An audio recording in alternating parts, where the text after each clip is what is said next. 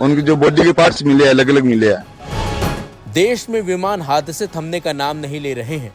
अभी हाल ही में गुजरात में एयर इंडिया का एक विमान हादसे का शिकार हो गया था, जिसमें 260 लोगों की मौत हो गई थी। वहीं अब राजस्थान के चुरू जिले के रतनगढ़ में भारतीय वायुसेना का एक जगुआर फाइटर जेट हादसे का शिकार हो गया। इस हादसे में प्लेन में सवार दोनों पायलटों की मौत हो गई, जिनके शव बरामद कर लिए गए हैं। बताया जा रहा है कि इस विमान ने सूरतगढ़ एयरबेस से उड़ान भरने के कुछ ही देर बाद ही भनोदा गांव के पास एक खेत में गिरकर क्रैश हो गया था, जिसकी वजह से इस हादसे में दोनों पायलटों की ही जान चली गई। खबर यह है कि बुधवार दोपहर करीब 1:25 पर आसमान में तेज धमाके की आवाज सुनाई दी थी, जिसके बाद ग्रामीणों ने खेत में आग और धुएं का गुबार देखा। विमान का मलबा दूर दूर तक बिखर गया था। मौके पर पुलिस और दमकल और प्रशासन की टीमें पहुंची और राहत बचाव कार्य शुरू किया गया। साथ ही वायुसेना ने भी 2 हेलीकॉप्टर मौके पर रवाना कर दिए थे। वहीं स्थानीय लोगों के मुताबिक मलबे के पास से छत विच्छित शव के टुकड़े बरामद हुए हैं। World-class faculty, cutting-edge labs and immersive learning. A vibrant campus life beyond the classroom. SGT University, nurturing future leaders. वायुसेना ने हादसे के कारणों की जांच के आदेश दिए हैं। हादसे के बाद इलाके में दहशत का माहौल है और भीड़ को कंट्रोल करने के लिए अतिरिक्त पुलिस बल तैनात करना पड़ा। सुनिए स्थानीय लोगों ने क्या कुछ बताया इस घटना पर। सर वो सामने मेरा खेत है, मैं खेत के अंदर बैठा था, मेरे पास में मेरे भैया आए थे, उनको मैं साथ में कैंपर गाड़ी से यहाँ पहुंचा। 5 धुआं का गुब्बारा था, बिल्कुल काला।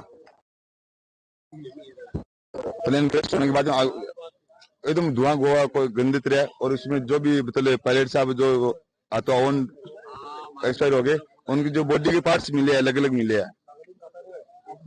वैसे बयान उपलब्ध भी कराया दिया भी है धंधों में, और एक एयरफोर्स की डायरी भी मिली, साथ में एक एयरफोर्स की डायरी भी मिली थी। वो एयरफोर्स की डायरी हमने SHO राजेंद्र कमल जी को दे दिया।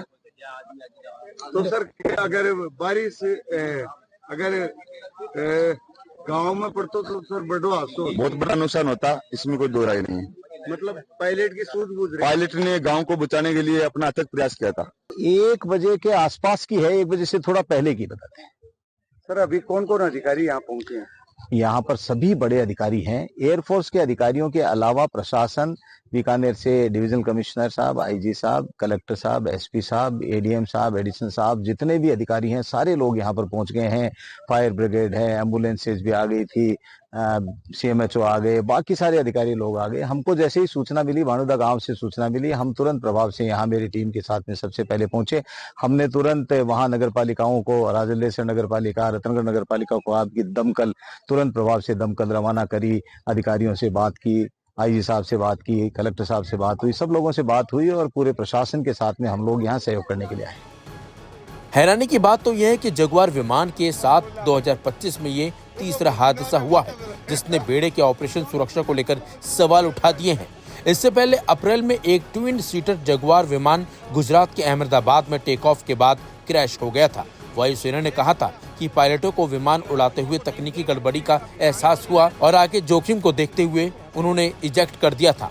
इस हादसे में एक पायलट की मौत हो गई थी, जबकि दूसरा जख्मी हो गया था। गुजरात के हादसे से पहले हरियाणा के अंबाला में भी ट्रेनिंग के दौरान एक जगुआर विमान दुर्घटनाग्रस्त हो गया था। इस हादसे में पायलट सफलतापूर्वक निकलने में कामयाब रहा था।